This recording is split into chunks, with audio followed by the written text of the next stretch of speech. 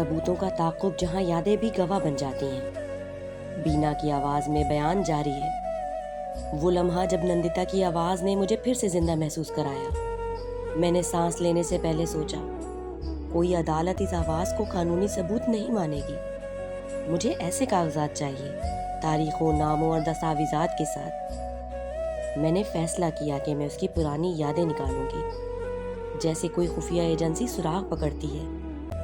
امی کے پلنگ کے پاس بند الماری کھڑی تھی، جس پر دیوار کا رنگ چھل رہا تھا اور ماضی کی خاموشی کی بو رچی ہوئی تھی۔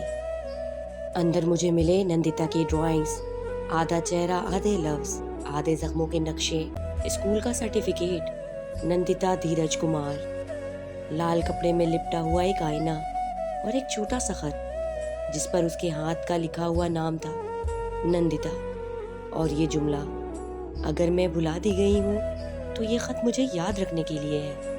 یوں لگا جیسے میں تاریخ کھول رہی ہوں۔ وہ خط، آئینہ، تصویریں اور اشعار سب میرے لیے گواہ بن گئے۔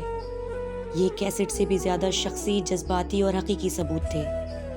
میں نے اسکول سے ریکارڈ کی درخواست کی، لیکن اب فائلوں میں صرف نور فاطمہ درج تھا۔ میں نے کہا، میں نندتا دھیرج کمار کے بارے میں پوچھ رہی ہوں۔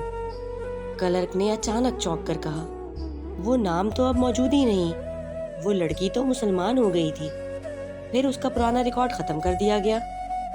میں نے پوچھا، لیکن کیوں؟ کیا یادداشتیں بھی ختم کر دی جاتی ہیں؟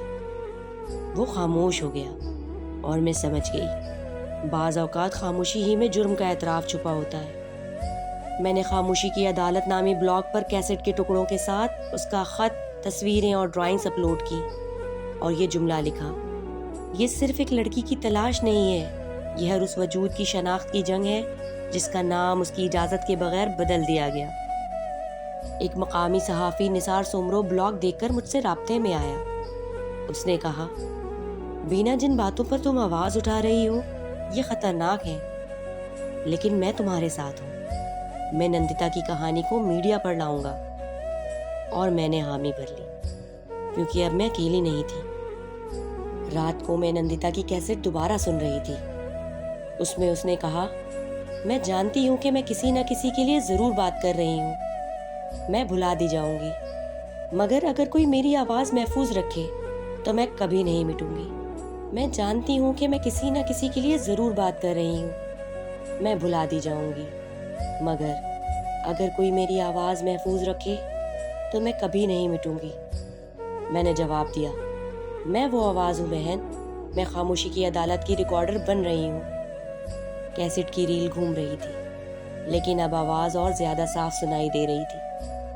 باب سوہم کا خلاصہ، نندتا کے ذاتی ثبوت ملے، اسکول سے پرانا ریکارڈ غائب، بلاگ خاموشی کی عدالت پر ثبوت اپلوڈ کیے گئے، صحافی نثار سومرو کیس میں شامل ہوا، نندتا کی آواز سے اب احتجاج جنم لینے لگا ہے۔